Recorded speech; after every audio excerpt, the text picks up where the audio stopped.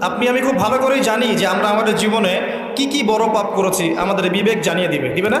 আমরা কিন্তু ভালো করেই জানি যে আমরা আমাদের জীবনে কি কি বড় পাপ করেছি।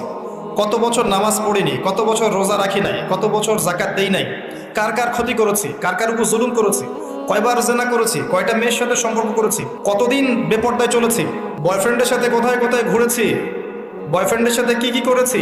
এখন তো গার্লফ্রেন্ডও কি কি করে, তাই না ভাই? সুবহানাল্লাহ। আর কিসের জন্য অপেক্ষা করছেন? কিয়ামতের জন্য। আর কোন নিদর্শনের জন্য অপেক্ষা করছেন? তবে এর পরে একটা সময় আসবে যখন মানুষ ছেলে ছেলে আর মেয়ে মেয়ে বিয়ে করবে। এই ধাপটা পার করে আরেকটা ধাপে যাবে, সেটা হচ্ছে মানুষ জন্তু জানোয়ারের সাথে জেনা করবে। বিশ্বাস করলেন না? অপেক্ষা করতে থাকেন।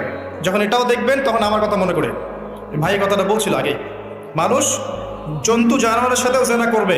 ছেলে ছেলেকে বিয়ে করছে না, মেয়ে মেয়েকে বিয়ে করছে না, এবং এটাকে প্রমোট করা হচ্ছে এমনভাবে যেটা